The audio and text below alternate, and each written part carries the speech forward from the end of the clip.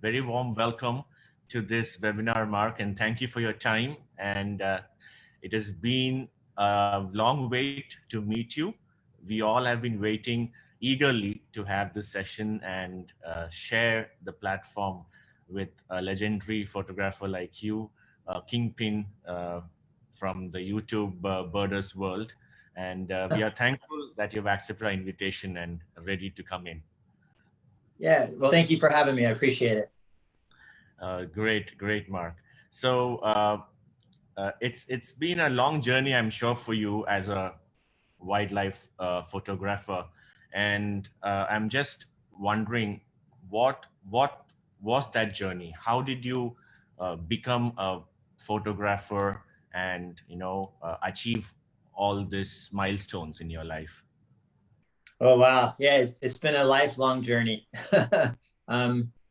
I started taking photos when I was a really young boy, maybe somewhere between 8 and 10 years old. My dad would come and take my brother and I off on these, I always referred to them as adventures. We would go off and camp for the weekend, or he had a big sailboat. We would stay on a sailboat, and he would load me up with his Minolta camera and film and just kind of let me go. And back then, all I really knew how to do was, click the shutter button and focus or zoom. And the following weekend, he would come back with all the stuff that I had taken the week before, and he would load me up with more stuff. So that kind of instilled me watching any kind of documentary I could get my hands on. And still to this day, that's kind of my favorite stuff to do. And it just progressed from there over a long period of time. Wonderful. And we are all, we have a lot of members in our group, World Nature and Wildlife Photographers, and of various levels. There are people who are very advanced with their photography, as well as we have got very young and very, new members who have joined and who have embraced photography recently. What would be your message for them? How would you, advise them to take up photography? I think the most important thing is just to make sure that you're having fun. Don't let it get to where it's just giving you trouble. It's supposed to be fun. It's supposed to be an art form. Go out there and just have a good time. As far as equipment, get the best equipment that you can to start with, and just slowly work your way up. There's always room to grow in every aspect. And I think dedication too, take all of your free time if you can, and dedicate it to that, and be passionate about it.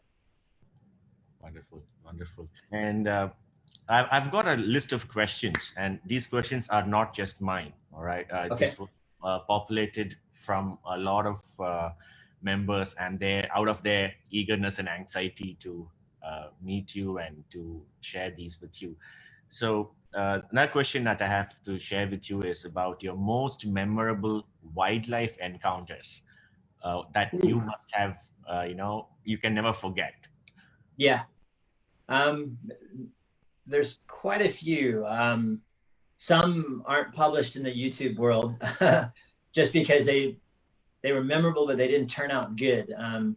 But I would say the most memorable would be, I made a short documentary on it. It was one of the first videos I made, where I followed a family of sandhill cranes from the time they were on the nest with eggs to the egg hatching, and then the baby growing almost to adulthood. And I spent about close the area where they were for maintenance, but I was going every day, and they became really accustomed to me and kind of let me in to their family. So I understood them, and I understood their dynamics and the hierarchy of the family very, very well. And there were some interesting moments with those birds that I honestly can't explain. It's magic. Like, for instance, there was one time where they were, there's a lot of alligators, and there's a few rules in Florida growing up here that you had as a kid. And one of those rules is, anywhere you're near like fresh water, where there could be alligators. You never get down with a low profile at the water's edge, because then the alligators can see you as a food source. It's just not smart to do. But one day I had forgotten this rule, and I was on kind of a dike where there was a lake behind me, and then there was a lake in front of me, and the mother sandhill crane and the chick were in front of me in these flowers, and I wanted to get a low perspective. So I got down really low so I could get that low perspective of the family, but really paying attention to what was going on behind me. And the father crane came flying in all aggressive, and he had never been aggressive to me before. So it was really odd. He was flapping his wings and just honking at me and making all this noise. And then I realized he really wasn't doing it to me. And I looked behind me, and there was like a 13-foot alligator coming up on the bank, and it was like 3 feet from my legs. So it was coming up too close, and this male sandhill crane was warning me that this alligator, as if I was part of the family. So I stood up and did what he did, you know, flapped my arms around, made a bunch of noise, and scared the alligator back into the water. But that whole experience with that family, I think, is probably the most memorable, and where I learned the most about how connected everything is, and photography and myself. It was a fantastic journey. Moving forward, about your amazing t-shirts, I religiously follow you on YouTube, and it's been a few days that I have not seen a video from you. I'm sure with all this COVID scenario and closed downs, there will be a lot of limitations. About the t-shirts, they are amazing, and the creativity and the it's very abstract. It's beautiful. Who is the person who does it for you? Well, my daughter does some of them for me, and she's 14. She's quite the talented artist. So she's done a few, and then she's inspired me to do some myself. So we kind of do them both of us. So it's a lot of fun, and I know she enjoys it. So wonderful, great. And of course, not to forget the man behind the camera. We see your YouTube videos, and we know that it is not you are definitely in front of the camera. Who is the person who is directing the show? It's usually me or my son, or a combination of both. So the whole process can be quite extensive, how it's all put together. But yeah, it's usually a combination of me and my son, the two of us, or just me. So great. So we have a photographer and a videographer in the same house. That's amazing. Yes. Great. And Mark, now I had a lot of questions about gear, especially from amateurs and photographers who have just started with this hobby. There are so many gears available in the market, and there are so many specs and technicalities. What is your favorite choice of camera gear and lens for nature and wildlife photography, specifically speaking? Oh, wow. Well, I'm very spoiled because I've got some really good gear. So it's hard for me to not want to use that gear. So I think my favorite, and for the camera body, it's tied. I really can't pick a favorite between the two, but I really like the Sony stuff. I like the original A9 I own. I don't own the second version of it. And then the new A7R4. I think those two cameras will cover anything that I want or need to do wildlife wise. And then I have Sony's big 600 millimeter f4. It's just unbelievably good lens. And I know it's a very expensive lens, and it's out of the range for a lot of people. But it's quite amazing what it can do, especially even on the A9, the smaller sensor of the 24 megapixels. When you put that lens on that camera, it's like a whole new camera. The resolving power of that lens is so extreme. You can crop in much further without any loss of detail. It's quite significant. So in a way, it's unfair and almost cheating, because you can get such better results. But at the same time, I think if somebody was just to start and to dive into that type of gear, it would be a little overwhelming. You need to have a good foundation, because it's very unforgiving. You have to be spot on with everything, or it will highlight and point out all of those flaws. So true. That's when I take my bag out, I take the A9 7R4, and I take the 600 f4 typically, and then sometimes a teleconverter. If I need to go back and maybe like capture some video, I won't take the big lens because it's too hard. You need a variable focus lens. So I'll go back with like the Sony 200 to 600 maybe and shoot some video, or I'll have that on hand with my son and he'll shoot some video while I'm shooting some stills. Wonderful, wonderful. In fact, Mark, I was almost about to pick up Nikon, and it's way towards the end after seeing you moving from other brands to Sony. I literally I chose to go with Sony as well, and I picked up an A73. Yeah, I did that. That's a true story for you. Yeah. I mean, your videos and your images, they are really, really influential, and I'm sure that as a YouTube mentor and as a YouTube kingpin, as a person who guides millions of photographer fans, that is a lot of information that you're providing online, and thanks to you for that. Also, talk about your, yes, please. No, you're welcome. I'm happy to give it, as long as it like if I can help people feel the way that I feel when I'm out there, then I'm happy, because I know it's a really good feeling to be out there doing that. So. Great. So your journey as a YouTuber, as a vlogger, how did that start, Mark? That's an interesting story too. So there's a lot of things that fell into place. So at one point, many, many years ago, I traveled the United States, kind of living like a gypsy. My whole family, we lived in an RV and just traveled. We were homeless, but by choice, just to kind of see and understand all of the different stuff that we could. So that was really what kind of brought photography back in, like full force with me.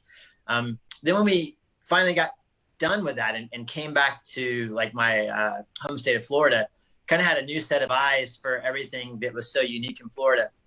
So I started going out and doing wildlife photography at a lot of local places with the birds and stuff. And I would come home, you know, after being out all morning, and I would sit my son and my wife and daughter down and say, "Oh, you got to see this crazy stuff that happened." And I would kind of explain it to him and show him all these pictures. And my son said, "Dad, you need to put this on YouTube." And I was like, no, I don't think anybody's really going to care, because it's just me with my camera. And he's like, "No, just do it for me, just one video." So I did. Him and I sat down and worked it out. And I really thought I would probably only ever do that one video, but the response was so good that I continued, and I realized it was a lot of fun. It was a lot of fun to share these experiences and these stories of these animals, and then to put it all together. And the YouTube community has been excellent. They're so supportive. It's like I have another extended family, people all over the world. It's an amazing thing. And I'm very appreciative to everybody who watches all the stuff. It's the cliche thing that everybody says, but without all those people, I wouldn't be doing what I was doing. So I'm very, very appreciative of all the support. That's amazing, Mark. And Mark, as a YouTuber, with a wonderful video that you will come say now about, you have already come up with so many. What is the time? What is the effort, the hard work that you really put behind each of those videos? Because people may not understand the amount of time and attention invested behind generating such an amazing module on YouTube. Yeah, it's I think the biggest time-consuming part is putting it all together and creating the story in a cohesive way from a start to a finish. That's where it takes the most time. And a lot of times, you know, I'll go to an area with a general, like, basic idea of what I'm gonna do. And then within an hour or two, nature always throws me a few surprises and changes things up for me, and makes it even more interesting. And then I kind of come home with all of what I would say the data, which is all of the images and video, and try to tell the story as if you were there with me. And that's what takes the longest part. Like for instance, it might take me, I think on average, it's about 4 hours of time to generate maybe 4 minutes of video. From, Yeah, from writing out the scripts to editing the photos, and putting it all together in a cohesive way. So like one video will take me on average probably 16 hours to make, like from start to finish. So Great. it's, I It's a lot mean, of that's time. just that's the editing portion of it. You know, that doesn't include being out in the field, but the being out in the field part, time flies. It doesn't feel like you're really ever doing anything but having a good time. So Great, great, great. So Mark, I think most of the questions that I have, I've already put them across. We are having this live on Facebook, and we have many watching this particular live stream. I'm also waiting for any more questions coming from the Facebook platform.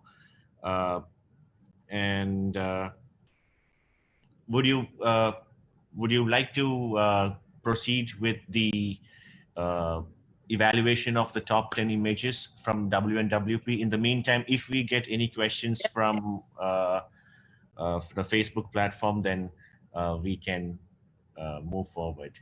And yeah, and I'm new to Zoom. This is actually only the second time I've used this platform, so I'm not 100% sure how I would access the images from the contest. And I know I've chosen, you know, the top three that I liked the best. So as far as bringing them up, I don't know how to do that. So you're gonna have to kind of guide.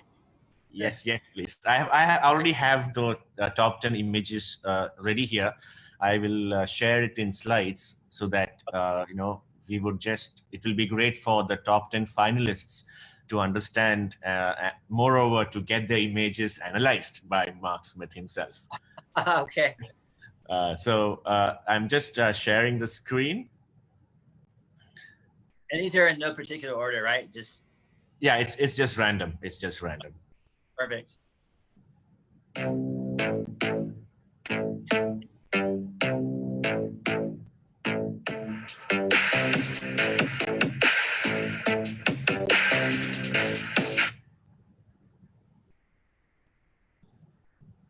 Yes. So Mark, am I loud and clear? Can you hear me? Oh yes. Yeah. So this is the first picture clicked by Ashvijit Putta. So he's one of the top 10 finalists in the WNWP contest. Yeah, it's my favorite bird too. Yes. And it's coming across great in this. Yeah, so I love the osprey. I love the ruffled feathers on this picture. The lighting is good, and it's really interesting too because the osprey looks a bit different compared to the ospreys that I'm used to seeing. Yeah, it's a great picture though. Great, great, great.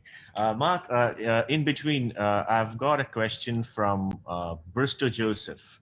The question is, of course, he's a big fan of yours. He loves your videos on YouTube, especially the way it has been organized. And I'm a regular follower as well. I hope your ospreys are doing good these days.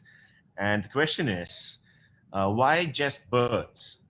How did it begin and progress the passion of photography within you, and what are the hurdles you mainly faced to become a successful photographer? I wouldn't say it's just birds. I really I like all aspects of photography. But for whatever reason, I'm drawn more to the birds. I think because of my home state where I live, there's just so many of them, and it fascinates me to watch them and photograph them.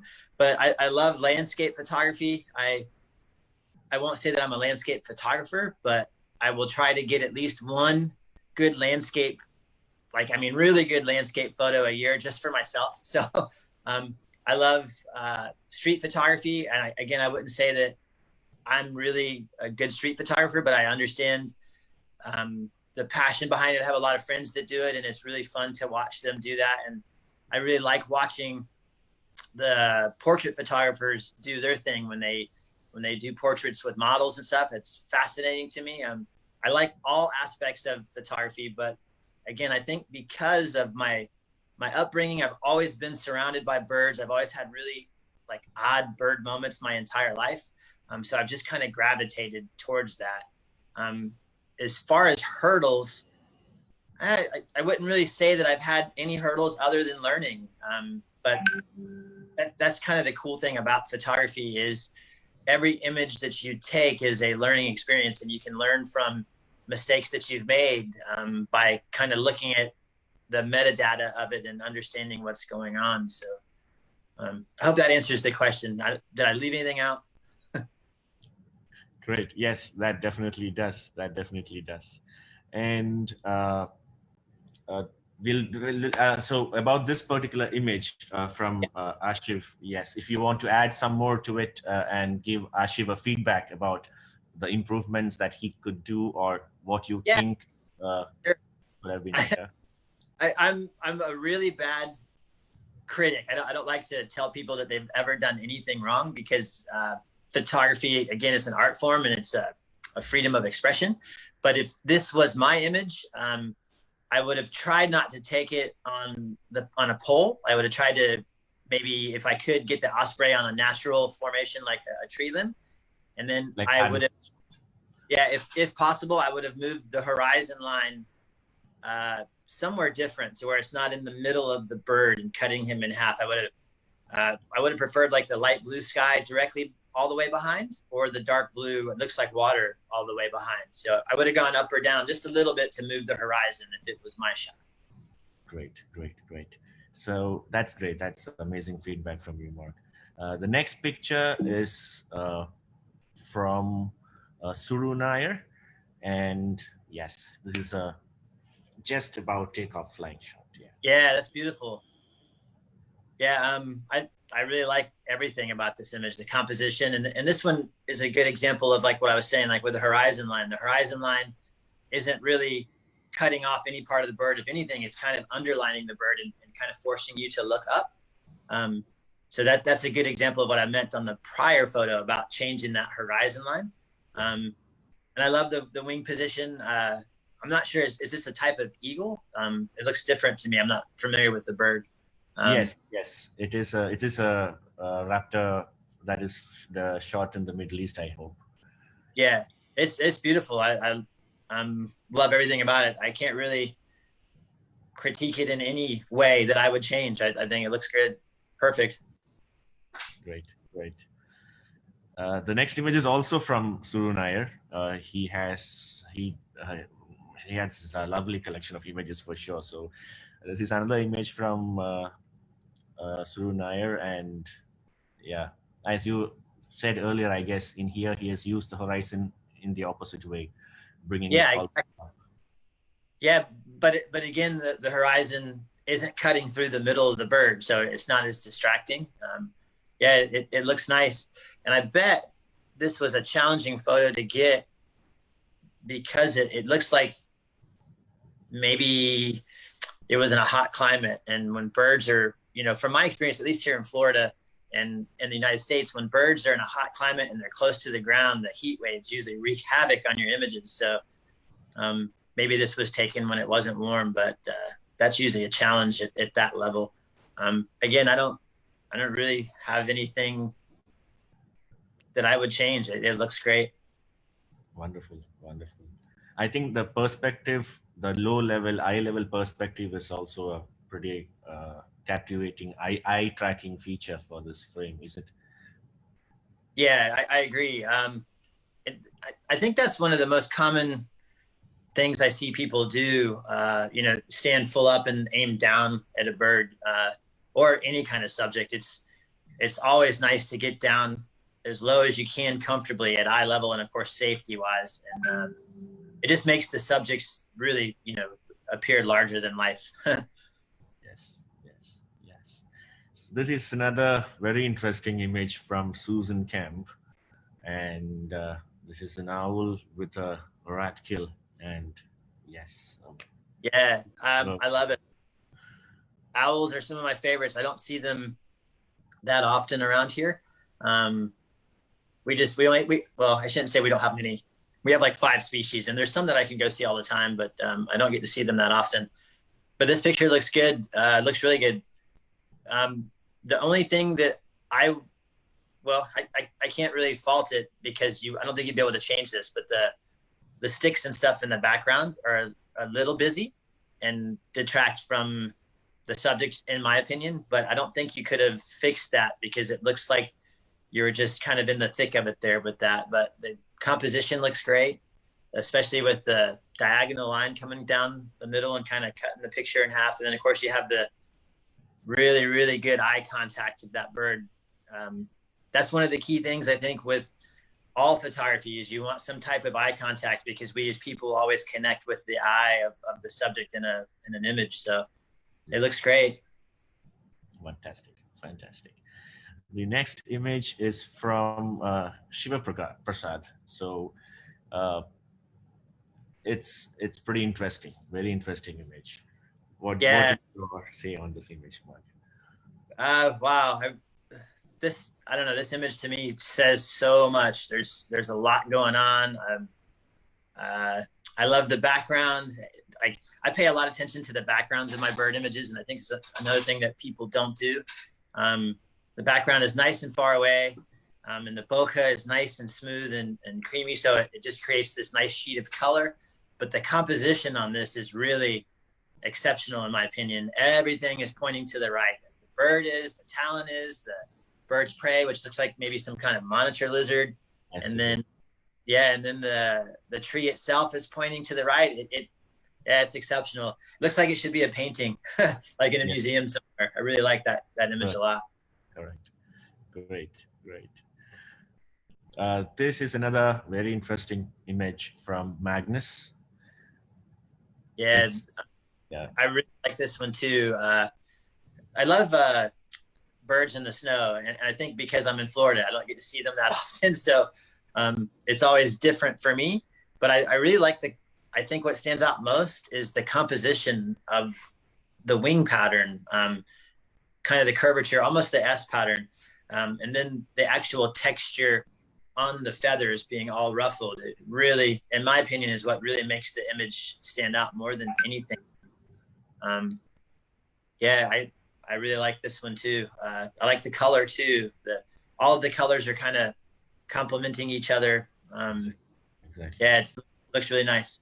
And that small portions of yellow is really standing out from the white background, and exactly. The browns and tans. It's the background is actually popping the image out, I guess. Beautiful. Yeah. That's another like aspect of the background. Really good contrasting backgrounds really make your subject stand out, and that's a really good example of that. Wow, amazing. Yes, there you go. Another fantastic image from Himanshu Gupta, one of the top finalists. It's beautiful. It looks like he's got a frog or a toad? Yes, it is an amphibian. It's a toad, I guess. It's a falcon with a kill. Yeah. Yeah, it's beautiful. I really like the bird's eye. It's really, really clear and really stands out against all of the other color, like the browns and stuff. I can't really think of anything that I would have changed on this either. You've got the story of the kill, the bird with the mouth open, good eye contact, and a really good composition, good background. It looks great. Awesome. Great. So I guess this would be our last image to analyze, and now we have got one more left. So yeah, this is another image from Shiva Kumar, from Shiva. He's also one of our admins in WNWP. This is a roller tossing the locust catch. Yeah, it's beautiful. I love the rollers. They're such pretty birds, and this picture tells, again, such a good story. It's the end of life for one creature, but providing sustenance for the other.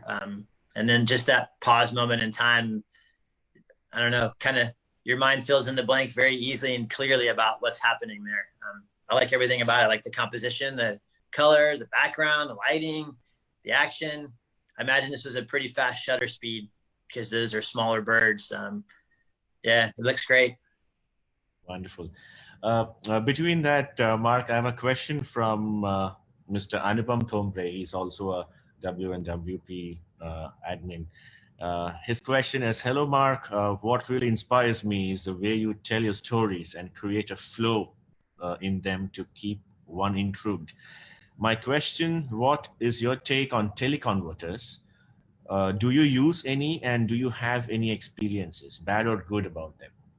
Oh yeah, that's a really good question. So yes, before I was shooting mostly Sony, I was a Nikon shooter, and my Nikon cameras and lenses of choice were the D500 and the Nikon D850, and then I still have the 200 to 500 lens, and then I have a Nikon 500 f4. So in that whole process of shooting with Nikon, I really wanted to try one of their teleconverters. So I got the 1.4 teleconverter version 3, and it threw off the focusing so bad that it was basically unusable. I could not, there was no way to fine tune it in or out. It was just so badly thrown off that this teleconverter I had was basically a paperweight. I couldn't use it at all.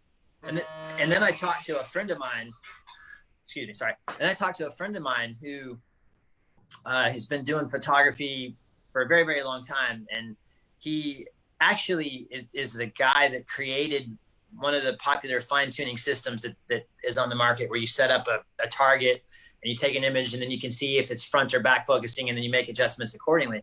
And he told me that it was kind of a running joke among Nikon and Canon shooters that they'd have to, if you wanted a teleconverter, you'd have to buy 5.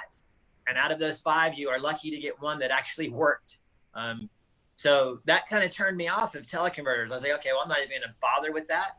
But then when I started Sony, the Sony people were very adamant about that not happening with their gear. So I have the Sony 1.4 teleconverter, and I use it all of the time on my 600 f4 with no kind of problems or issues at all. In fact, it's amazing to be able to have a lens that 1.4 is 840 millimeters, and it's unbelievable. Now, if I put it on the A7R4, which is the 61 megapixel camera, it definitely has to be on a tripod, because hand holding 840 millimeters is a little too much. And the A7R4, at least in my experience, is so unforgiving. It's got to be really, really good, stable. On the A9, not so much. I can handhold the A9 all day with the 1.4 teleconverter and the 600 f4, which puts me like at 845.6, and the results are just simply glorious. Excellent, excellent. We have another question from Mr. Milan Joshi. Hey, Mark, I would like to get some guidance on the mirrorless cameras. I'm a Nikon user and do wildlife and travel photography. I have Nikon 8D50 and D500 along with both the PF lenses 300 and 500. I want to upgrade to mirrorless by giving away the D500. Would you suggest Z6 or Z7 as a replacement for the D500? No. I think now I haven't tried the Z6 and Z7 with, I think they're up to firmware update 3. When I tried it, they were new. So it was, I'm going to say, the first version of the firmware. And while they're definitely usable cameras, they are, at least in my experience when I was using them, they were nowhere as accurate autofocus as, say, the D500. I think if you gave up the D500 for either the Z6 or Z7, you would be very disappointed, in my experience. And again, I'm not too sure what changes they've made in firmware versions 3, but the main issue that I think you're going to have with the Z6 and the Z7 is there is a noticeable lag in the EVF. I think somebody clocked it at like 1/4 of a second lag. So what you're seeing in the viewfinder is actually 1/4 of a second behind what's happening in the real world. And if you're trying to pan left or right with any kind of fast moving wildlife, it'll take a little bit to get used to that lag. Anything coming straight at you, not too much of a problem because the lag doesn't affect that part of it. But the autofocus on the Z6 and the Z7, in my experience, when I tried them, it just wasn't as good as the D500. And I think you would be upset. And I think most people are waiting for whatever Nikon's, I think they're calling it a Z9 or whatever, that can actually stand up to some of the other cameras, like the Sony's autofocus system. So that's such a tough choice. I was in the same exact place. And I ended up just jumping into Sony. It was a slow transition, but it's an interesting thing too. Like once you shoot mirrorless for a while, like if you just shoot mirrorless for like a month, and then you go back and pick up your DSLR, it feels like you've gone back in time about 10 years. It's you don't really notice how much better mirrorless is until you force yourself to shoot it exclusively for a little while. So great. Thank you, Mark. Thank you. So Mark, I think, yeah, about this picture, we just started talking, and then I'm sorry, I may have to keep switching between the image analysis and online questions.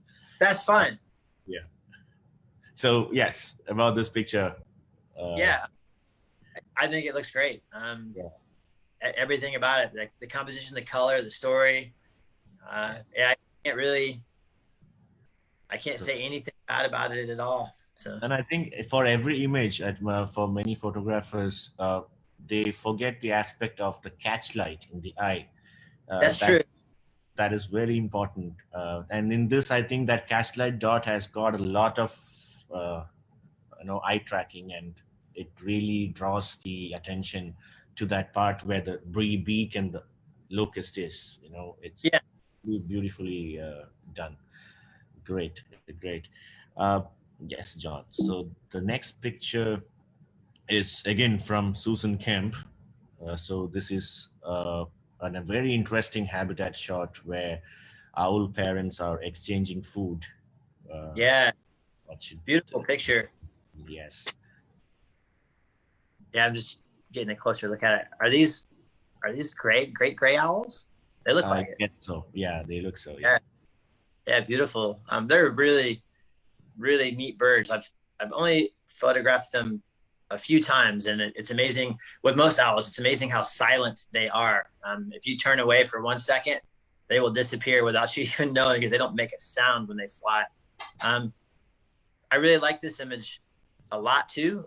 I think the only thing though that I would have changed, and again, I don't think it's something you could have because of the environment you're in, but the background is a little busy in my opinion, and it's hard to separate the owls from the background to really see what's going on. Unless you really zoom in close, then you can do it. But like full screen, the background.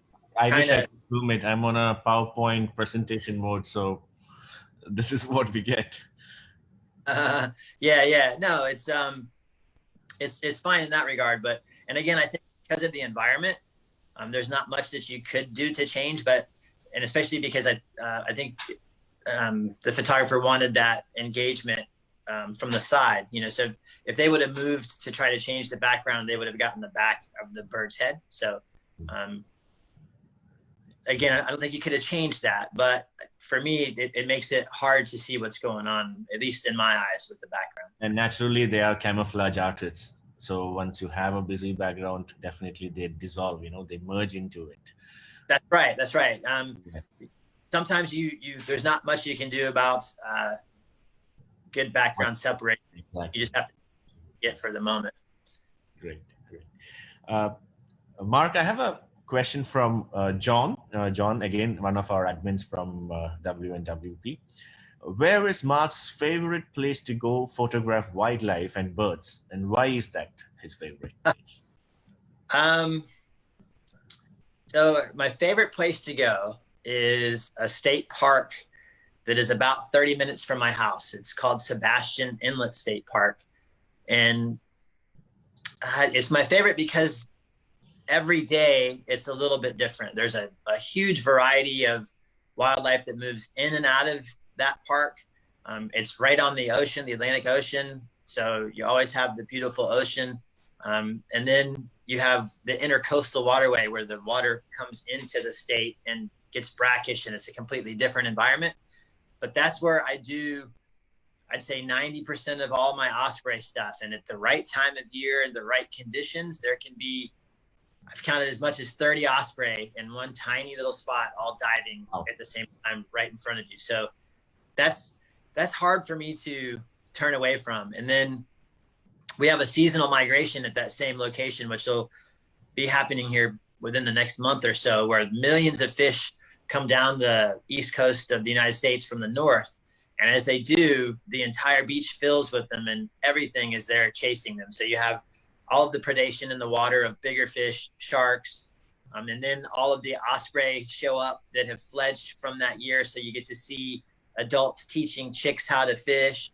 And then you have all of the other birds in the area, like the pelicans, that are competing for the same fish. And there are moments when the entire ocean is a massive fish and something might chase them from underneath and it explodes like fireworks, and just thousands of fish jumping everywhere. And it's pretty much everywhere you look, this is happening. So it's a very exciting thing to see. And that's called the fall mullet run. The species of fish are mullet.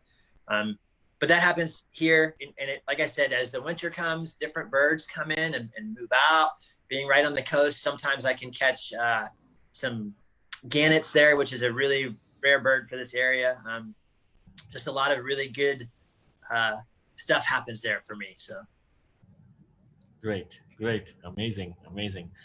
And I'm sure every photographer has got his own hotspots, you know, and yeah.